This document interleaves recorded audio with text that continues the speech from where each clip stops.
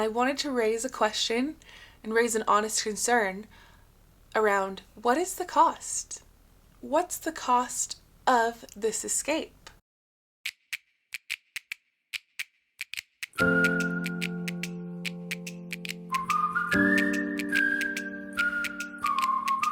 Hey, it's Carly Burr, and welcome back to Taking Life Offline.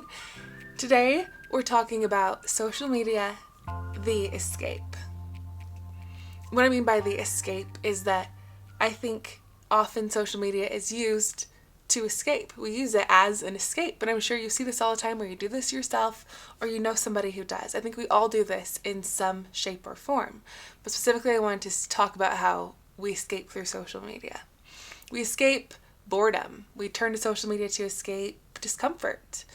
We turn to it to escape our feelings, maybe even to escape ourselves. We turn to it to escape from maybe even reality at times. So how do we escape this escape? How do we learn to start facing things head on again and use our time more constructively rather than in something that often turns out to be very destructive instead? But it's so easy to use social media as an escape. It's so easy. It doesn't require any effort. It doesn't require any brain power. And it does allow us to disconnect from ourselves or the situation for a period of time and get immersed in someone else's world. And I wanted to raise a question and raise an honest concern around what is the cost? What's the cost of this escape? We lose touch with ourselves, with our literal needs, and with our truest desires if we're influenced by anything that we see online. We forget how to be still. And we actually end up missing what's going on in front of our very eyes. The cost of this escape is living. The cost of this escape is awareness. The cost of this escape is continuing to get further and further away from our natural human existence. The cost is your well-being. The cost is your children's well-being. The cost is way too large, way too huge to ignore any longer. So how do we escape the escape? How do we break this cycle, stop this habit, and start a new pattern for our lives? I'm not going to sit here and pretend like I have all the answers, because absolutely I don't. No one has all the answers for any specific person from all walks of life. That's just not the way that it works. But I do have some thoughts. I do have some things that have worked for me being offline for nearly 9 years. Obviously, I'm on YouTube. You can have your issues with that, with the fact that I have YouTube, and yes, it's social media. Have your opinions. That's totally fine with me. I have YouTube. I don't have the app on my phone. It is only on my computer, so I can't use it as an escape through all of the daily things that come up in life, the things that are actually regular and normal that we're not meant to escape from all the time. But we have these easy avenues. In fact, just a phone in general, whether you have social media or not, can still be an escape. And we'll talk about that in another video for another time. But I wanted to specifically focus on social media today. So the first thing that I wanted to share my thoughts about in how to escape this escape is first recognizing it. If you can recognize that you use social media to escape, that's a huge first step, is recognizing. Because how do we know what needs to be fixed? How do we know how we can improve if we don't know where to start? Awareness is everything, which I talk about all the time. You have to have awareness to be able to change anything. So recognizing that you use it as an escape is the first step. And once you've recognized that you use it as an escape, I want you to challenge yourself to see the fact that you are a human being versus a device, versus an app, versus something that exists in something that we can't even see. You have so much power over these devices and over these platforms. So remembering that you're human and you have so much power in the fact that you are human, regardless of what they have trained us to think. But I did want to bring up the fact that I know it's an addiction for a lot of people, and I can't speak to the addiction side of it because I've never been addicted, but I know that addiction is real. I know that it is very powerful. So I'm not going to discount that fact at all. I wanted to bring that up.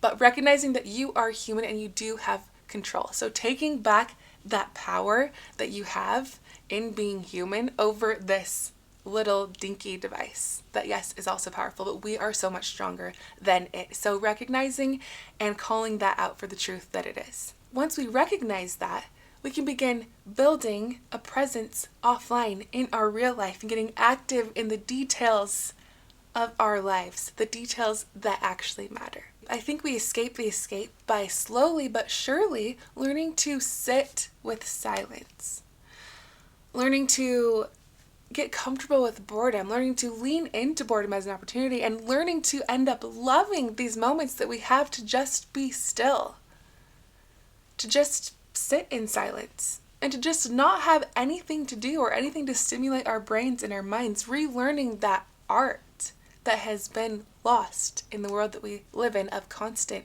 stimulation, constant dopamine hits over and over again. We can relearn to slow life down. We can learn to build a life that we don't want to escape from, even in those moments of silence, even in those moments of discomfort, even in those moments where we don't want to face our feelings. We can learn to address these things head on and not continue to bury them and band-aid them and pretend like they don't exist, because they do, and they will come up stronger and harder in some way, shape, or form or another if you continue to ignore them and push them off. They will still come up. But I really truly believe, and I know, that we can build lives offline that we don't need to escape from. And I wanted to be clear that there are definitely times in life where crap just hits the fan, where things are really hard. Things are really ugly. Things are almost nearly unbearable. Those times are inevitable to come to each of us at some point in time throughout our life.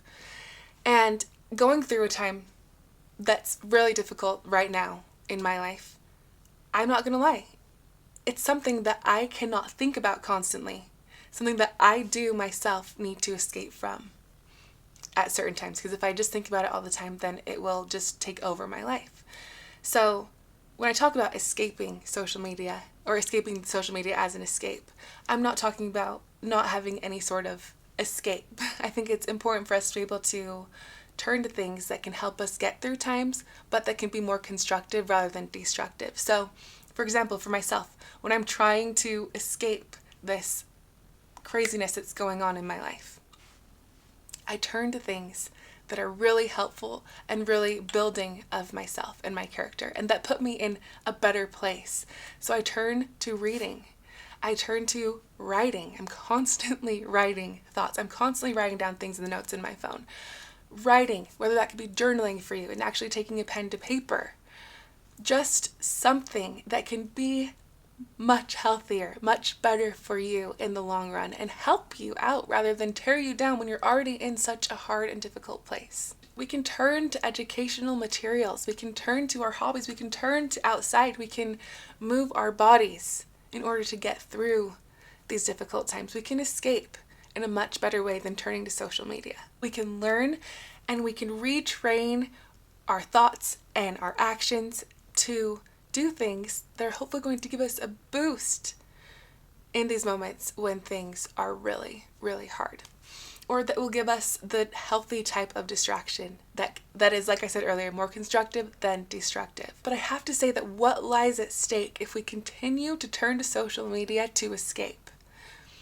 What lies at stake is far too precious. It's time to redirect, to get uncomfortable, to break this habit, to break this pattern, to break this cycle. It's time to start living more fully. And that includes the bumpy and the hard times. It's time to start embracing life as human beings. It's time to remember that each and every one of us are going to go through uncomfortable and really hard times in life, and go through really boring or mundane times in life as well. We are here on this earth not to just breeze by and have things be cupcakes and rainbows all the time. That is not the way God intended it to be. We are here to face storms. We are here to, in those storms, do our best to learn the lessons through them, do our best to use that time to develop and grow ourselves so we can improve and become the person that God needs us to be while we are here, to be shaped and refined through the storm. We are not here to breeze by. Sometimes I definitely wish that we could just breeze right on by. But I think that these storms come as opportunities for us to draw near and to lean on Him. So with that, the challenge that I'm extending to each of us today is next time you find yourself going to social media to escape, to remember these 3 R's. The first R, recognize. Recognize that you're turning to social media to escape from a certain feeling, a situation, whatever it might be, recognizing that. Second R, redirecting your attention, redirecting your presence, redirecting your focus to things that are going to be more fulfilling, things that are going to be more helpful and building of you and your character rather than destructive. And then the third R is to reward yourself for doing those things. Treat yourself. Really make this a big deal in your brain that you just redirected your attention from turning to social media to escape. I have no doubt that through doing this, through recognizing and redirecting and rewarding yourself, you'll be able to escape the escape. Yes, I think it's going to take some time, but I think that through consistency and through practicing this and training your brain to see this as a positive thing and feeling the outcomes that will come to you more positively from redirecting to more constructive behaviors, I have absolutely no doubt that you will get there in no time. So this is how I propose at this point in time that we escape the escape. I know it's not perfect. I know it's not going to be one fix this huge problem, but I think it can be really helpful and a step in the right direction towards escaping the social media escape. Thank you so much for watching today. I hope that you found value in this video and that it was helpful and you have something to take into action moving forward after watching today. And I want to extend an invitation to those of you who are out there, who are feeling like you are alone in your pursuit and your desire to want to live your life more offline. I want to invite you to my free community called Offline, the Community. And it is the place where I'm gathering people from all corners of the world who are absolutely incredible, who are working on building offline presences, who are sharing the real struggle that we know it is to leave social media behind.